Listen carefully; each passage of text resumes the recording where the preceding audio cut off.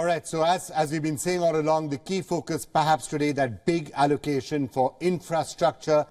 And for more on that, we're now being joined by Naina Lal Kidwai, prominent commentator. She's been on the leading industrial bankers, everything.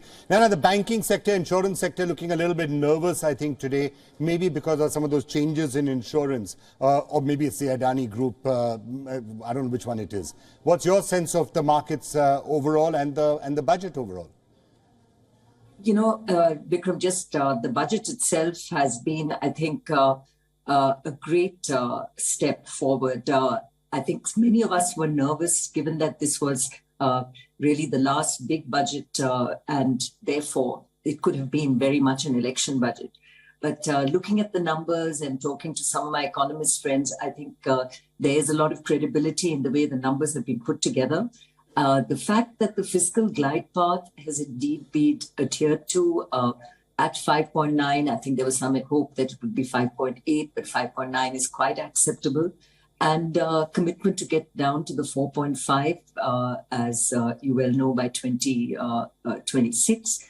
And doing all this while the growth and infrastructure and capex is not just maintained, but actually going up, is a really very, very good step. Okay, so tell me how it's happened. Naina, tell me how it happened, because I hear a lot of people asking that question. So in direct taxation, percent taxation, 35,000, given, foregone, if you like, and there's a big rise in spending and infrastructure, and the fiscal deficit is going down.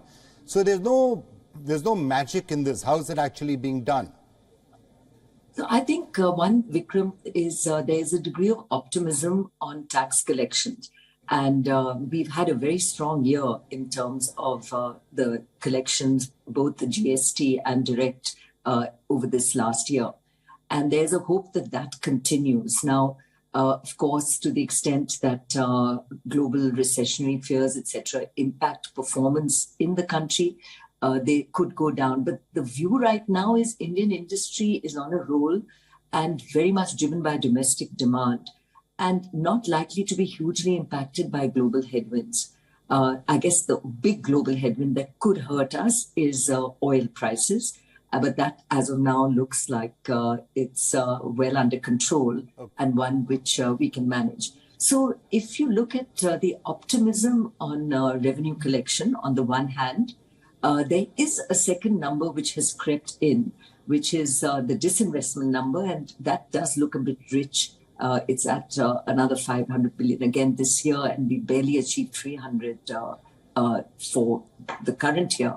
So whether that could be achieved, that too in an election year, is a bit of a question. Okay.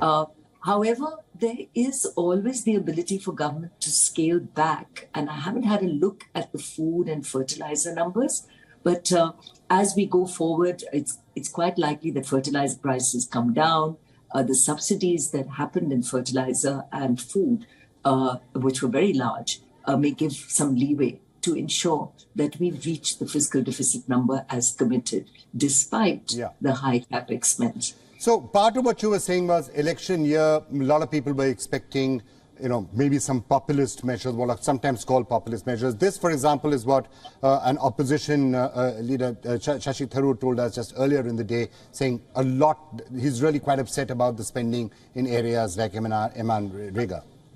Yeah. And if you look at MNREGA, the good news there is again that the states where the interest-free loans and funding has gone up, hence the 4.5% of GDP, in terms of capex, there's actually guidance to the states to support government programs, to issue municipal bonds, which would suggest get your municipalities right, get the urbanization and urban infrastructure right. So in that, and use MNREGA to get some of this work done. So I think MNREGA will come up in many ways, not just through the direct disbursement from the center, but also in the way the states use the budgets and the funds that are provided to them. Right. Last question to Naina. I know that today the budget's almost been overtaken in many people's eyes by some of what is happening around one of the largest groups in the company, the Adani Group, and issues around that. Are you picking up a lot of concern globally as to how this could affect the India story itself? Vikram, not really, because I've been very focused on the budget. But the good news is Adani's FPO did close, and that I think was a big step. Essentially, I think the scrutiny that they will continue to be under, not just from the report, but also from regulators here, will continue. And I think to that extent, it will impact their prices, their share prices, and the way the market looks at them. Okay. But, this is really all part of being in the limelight, being on a high growth trajectory. And I hope for their sake and for India's sake that they come out okay at the end of this. Right. There's every indication right now that they have tackled some of these issues in the past. So we can only hope that it doesn't bring the markets down further. All right. Naina Lal Kidwai, thank you so much for joining us. Thank you so much.